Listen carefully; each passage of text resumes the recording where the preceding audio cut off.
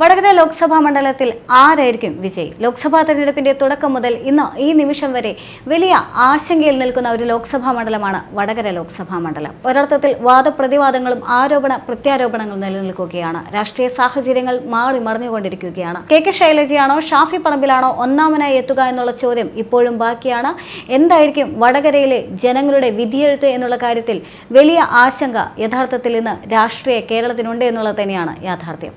ഒരർത്ഥത്തിൽ 20 ലോക്സഭാ മണ്ഡലങ്ങളിൽ ഏറ്റവും ശ്രദ്ധേയമായ ലോക്സഭാ മണ്ഡലവും 20 ലോക്സഭാ മണ്ഡലങ്ങളിൽ ഏറ്റവും അധികം ആശങ്ക നിലനിൽക്കുന്ന ലോക്സഭാ മണ്ഡലവും 20 ലോക്സഭാ മണ്ഡലങ്ങളിൽ ആരായിരിക്കും വിജയി എന്ന് അറിയാൻ കാതോർത്തിരിക്കുന്ന ഒരു ലോക്സഭാ മണ്ഡലം കൂടിയാണ് വടകര ലോക്സഭാ മണ്ഡലം. അതുകൊണ്ട് തന്നെ സ്വാഭാവികമായും ഈ രാഷ്ട്രീയ സാഹചര്യത്തിൽ വടകര ലോക്സഭാ മണ്ഡലം ആർക്കൊപ്പമായിരിക്കും എന്നുള്ള ചോദ്യം ഏറെ പ്രസക്തമാണ്. അതുകൊണ്ട് തന്നെ തെരഞ്ഞെടുപ്പിന് ശേഷം UDFന്റെയും LDFന്റെയും ഭാഗത്തു നിന്നുള്ള കണക്കെടുപ്പുകളെല്ലാം തന്നെ പൂർത്തിയായി. അതിനുശേഷമുള്ള വിവരങ്ങളും പുറത്തു വന്നിരിക്കുകയാണ്. വടകരയെ സംബന്ധിച്ചിടത്തോളം 2019 അപേക്ഷിച്ച് 2024 എത്തുമ്പോൾ പോളിംഗ് ശതമാനം വളരെ കുറവാണ് എങ്കിൽ പോലും വലിയൊരു പ്രതീക്ഷ ഇരു മുന്നണികൾക്ക് ഇടയിൽ ഉണ്ടായിരുന്നു എന്നുള്ളത് തന്നെയാണ് യാഥാർത്ഥ്യം. LDFന്റെ ആണെങ്കിലും UDFന്റെ ആണെങ്കിലും കണക്കെടുപ്പുകൾ പുറത്തു വരുമ്പോൾ മനസ്സിലാക്കാൻ സാധിക്കുന്നത് തലശ്ശേരിയിൽ 20,000 മുതൽ 30,000 വരെ വോട്ടുകളുടെ ഒരു ഭൂരിപക്ഷം LDFന് ലഭിക്കാൻ സാധ്യതയുണ്ട് എന്നുള്ള വിവരങ്ങൾ പുറത്തു വരുന്നുണ്ട്. അതേസമയം കൂത്തുപറമ്പിലാണെങ്കിൽ 10,000 വോട്ടുകളുടെ ഭൂരിപക്ഷം LDFന് നേടാൻ സാധിക്കുമെന്നുള്ള വിവരങ്ങൾ വരുന്നുണ്ട്. മാത്രമല്ല പേരാമ്പ്രയിലും കൊയിലാണ്ടിയിലും LDFന് മേൽക്കൈ ലഭിക്കുമെന്നുള്ള വിവരങ്ങളും പുറത്തു വരുന്നുണ്ട്. എന്നാൽ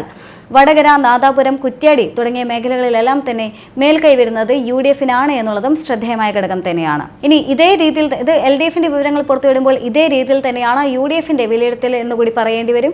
കൃത്യമായി തന്നെ UDFും പറഞ്ഞു വെക്കുന്നുണ്ട് തലശ്ശേരിയിൽ ഏകദേശം 20,000 മുതൽ 30,000 വരെ വോട്ടുകളുടെ ഭൂരിപക്ഷം ഒരുപക്ഷെ LDFന് ലഭിക്കാനുള്ള സാധ്യതയുണ്ട് എന്ന് പറയുന്നുണ്ട്. അതേസമയം തന്നെ നാദാപുരമാണെങ്കിലും കുറ്റ്യാടിയാണെങ്കിലും വടകരയാണെങ്കിലും ഈ മേഖലകളിലെല്ലാം തന്നെ UDFന് അനുകൂല സാഹചര്യമാകാനുള്ള സാധ്യത ഏറെയാണെന്ന് പോലും ഒരു വിലയിരുത്തൽ, അതായത് LDFന്റെ ആണെങ്കിലും UDFന്റെ ആണെങ്കിലും സമാനമായ വിലയിരുത്തലുകൾ പുറത്തു വരുന്നുണ്ട്. ഇനി UDFന്റെ കണക്കുകൾ അനുസരിച്ചാണെങ്കിൽ വടകരയെ സംബന്ധിച്ചിടത്തോളം 20,000 ഭൂരിപക്ഷം അത് UDFനൊപ്പം നിൽക്കാനുള്ള സാധ്യതയുണ്ട് എന്ന് പറയുന്നുണ്ട്. നാദാപുരത്താണെങ്കിലും ഇതേ കണക്ക് തന്നെയാണ്. 20,000-ഓളം ഒരു വോട്ടിന്റെ ഭൂരിപക്ഷം അത് UDFനൊപ്പം തന്നെ ആകാനുള്ള സാധ്യത ഏറെയാണെന്നുള്ള വിവരങ്ങൾ പുറത്തു വരുന്നുണ്ട്. അതുകൊണ്ട് തന്നെ വടകര ലോക്സഭാ മണ്ഡലത്തെ സംബന്ധിച്ചിടത്തോളം എല്ലാ നിയോജക മണ്ഡലങ്ങളിലെയും കണക്ക് വിവരങ്ങൾ പുറത്തു വരുന്ന സാഹചര്യത്തിൽ UDFന് മേൽക്കൈ ലഭിക്കാനുള്ള സാധ്യത ഏറെയാണ് എന്നുള്ള വിലയിരുത്തലുകളാണ് വരുന്നത്. ഇനി പോളിംഗ് ശതമാനവുമായി ബന്ധപ്പെടുത്തി പരിശോധിക്കുകയാണെങ്കിൽ വടകരയിൽ ഇത്തവണ രേഖപ്പെടുത്തിയിട്ടുള്ളത് 78.41% പോളിംഗ് ആണ്.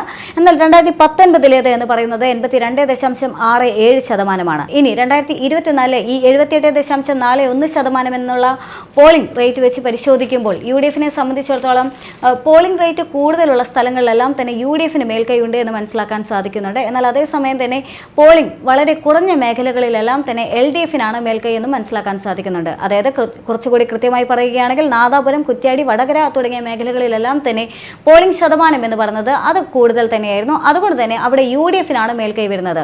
തലശ്ശേരി, കൂത്തുപറമ്പ് തുടങ്ങിയ മേഖലകളിലാണെങ്കിൽ അവിടെ പോളിംഗ് ശതമാനം എന്ന് പറയുന്നത് വളരെ താഴോട്ടാണ്. അതുകൊണ്ട് തന്നെ അവിടെ LDFനാണ് മേൽക്കൈ എന്ന് മനസ്സിലാക്കാൻ സാധിക്കും. ഇനി 2024 ഈ ലോക്സഭാ തെരഞ്ഞെടുപ്പിൽ വടകരയിൽ ആകെ വോട്ട് ചെയ്തിട്ടുള്ളത് 11,15,361 പേരാണ്. എന്നാൽ അതേസമയം തന്നെ 2019 കണക്കുകൾ പരിശോധിക്കുകയാണെങ്കിൽ 10,65,619 പേരാണ്. അതായത് ഇത്തവണത്തെ കണക്കുകൾ പരിശോധിക്കുമ്പോൾ 11,15,361 പേർ എന്ന് പറയുമ്പോൾ 49,742 വോട്ടുകൾ കൂടുതൽ ഇത്തവണ ഉണ്ടായി എന്നുള്ളത് തന്നെയാണ് കാണിക്കുന്നത്. അതായത് പോളിംഗ് ശതമാനം ഒരു പക്ഷേ 82-ൽ നിന്നും 78-ലേക്ക് ചുരുങ്ങിയെങ്കിൽ പോലും വലിയൊരു വർധനവ് യഥാർത്ഥത്തിൽ വോട്ടുകളുടെ കാര്യത്തിൽ ഉണ്ടായി എന്നുള്ളതും ശ്രദ്ധേയമായ ഘടകം തന്നെയാണ്. ഇനി തലശ്ശേരിയിൽ രേഖപ്പെടുത്തിയിട്ടുള്ള പോളിംഗ് എന്ന് പറയുന്നത് 76.13%. കൂത്തുപറമ്പിലാണെങ്കിൽ 77.5%. വടകരയിലാണെങ്കിൽ 79.3%. കുറ്റ്യാടിയിലാണെങ്കിൽ 80.46%. നാദാപുരത്ത് 78.84%. കൊയിലാണ്ടിയിൽ 76.69%. പേരാമ്പ്രയിൽ 79.95% എന്നീ നിരക്കുകളിലാണ് പോളിംഗ് രേഖപ്പെടുത്തിയിട്ടുള്ളത്. ഇനി 2019 ലോക്സഭാ തെരഞ്ഞെടുപ്പിൽ ഇത്തരത്തിൽ നിയമസഭകളെ അടിസ്ഥാനപ്പെടുത്തിയുള്ള കണക്കുകൾ പരിശോധിക്കുന്ന സാഹചര്യത്തിൽ നാദാപുരത്തെ സംബന്ധിച്ചിടത്തോളം അന്ന് നാദാപുരത്തുണ്ടായിരുന്നത് 17,596 വോട്ടുകൾ നേടിക്കൊണ്ട് UDF തന്നെയായിരുന്നു മുന്നിലെന്ന് മനസ്സിലാക്കാൻ സാധിക്കും. കൊയിലാണ്ടിയിലാണെങ്കിൽ 21,045 വോട്ടുകൾ നേടിക്കൊണ്ട് UDF തന്നെയായിരുന്നു മുന്നിൽ. എന്നാൽ പേരാമ്പ്രയിലാണെങ്കിൽ 13,204 വോട്ടുകൾ നേടിക്കൊണ്ടും UDF തന്നെയായിരുന്നു മുന്നിൽ. മറ്റ് വിവരങ്ങളനുസരിച്ച് തലശ്ശേരിയിൽ മാത്രമാണ് യഥാർത്ഥത്തിൽ LDFന് ഒരു മേൽക്കൈ ലഭിച്ചിട്ടുള്ളത്. ബാക്കിയുള്ള എല്ലാ മണ്ഡലങ്ങളിലും വടകര, കുറ്റ്യാടി തുടങ്ങിയ എല്ലാ മണ്ഡലങ്ങളിലും വന്നിട്ടുള്ളത് UDFന് തന്നെയാണ് മേൽക്കൈ എന്ന് മനസ്സിലാക്കാൻ സാധിക്കും. അതുകൊണ്ട് തന്നെ 2019 ലോക്സഭാ തെരഞ്ഞെടുപ്പിൽ വലിയൊരു മുന്നേറ്റം യഥാർത്ഥത്തിൽ വടകര ലോക്സഭാ മണ്ഡലത്തിൽ UDFന് ഉണ്ടായിരുന്നു എന്ന് തന്നെ മനസ്സിലാക്കാൻ സാധിക്കും. ഇനി ഈ നേട്ടങ്ങളെല്ലാം തന്നെ 2021 നിയമസഭാ തെരഞ്ഞെടുപ്പിൽ LDFനെ സംബന്ധിച്ചിടത്തോളം LDF അത് തിരിച്ചു പിടിച്ചു എന്നുള്ളതും ശ്രദ്ധേയം തന്നെയാണ്. എന്നാൽ 2021 നിയമസഭാ തെരഞ്ഞെടുപ്പിലേക്ക് വരുമ്പോൾ ഈ രാഷ്ട്രീയ സാഹചര്യങ്ങളെല്ലാം തന്നെ മാറിയെന്ന് മനസ്സിലാക്കാൻ സാധിക്കും. അവിടെ വടകര ഒഴികെ ബാക്കി എല്ലായിടത്തും LDF തന്നെ കൃത്യമായി ലീഡ് ചെയ്യാൻ സാധിച്ചു എന്നുള്ളതും ശ്രദ്ധേയം തന്നെയാണ്.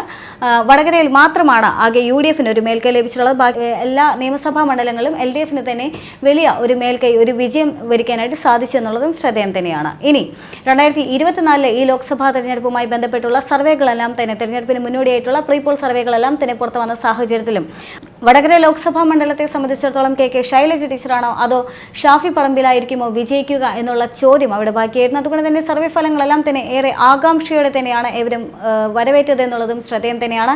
എന്ത് തന്നെയാണെങ്കിൽ സർവേകളെല്ലാം തന്നെ പറയുന്നത് അവിടെ ഷാഫി പറമ്പിൽ തന്നെ അഥവാ UDFന് തന്നെ ഒരു മേൽക്കൈ വരാനുള്ള സാധ്യത ഏറെയാണ് എന്ന് തന്നെയാണ്.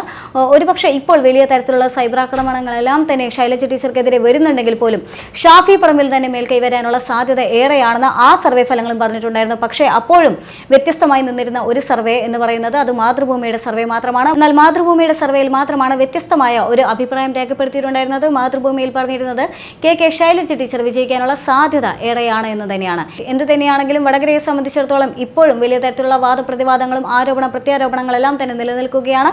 രാഷ്ട്രീയ സാഹചര്യങ്ങൾ മാറി മറിഞ്ഞുകൊണ്ടിരിക്കുകയാണ്. സൈബർ ആക്രമണവുമായി ബന്ധപ്പെട്ടുള്ള വിഷയങ്ങളിൽ ഇതുവരെയും കൃത്യമായൊരു തീരുമാനത്തിലെത്താൻ സാധിച്ചിട്ടില്ല, ഒത്തുതീർപ്പുമായിട്ടില്ല. അതുകൊണ്ട് തന്നെ വടകര ഇപ്പോഴും വലിയൊരു ചർച്ചാ വിഷയം തന്നെയാണ്. അതുകൊണ്ട് തന്നെ വടകരയെ സംബന്ധിച്ചിടത്തോളം ആരാകും വിജയിക്കുക എന്നുള്ള ചോദ്യത്തിന് ഇപ്പോഴും പ്രസക്തിയേറെയാണ്.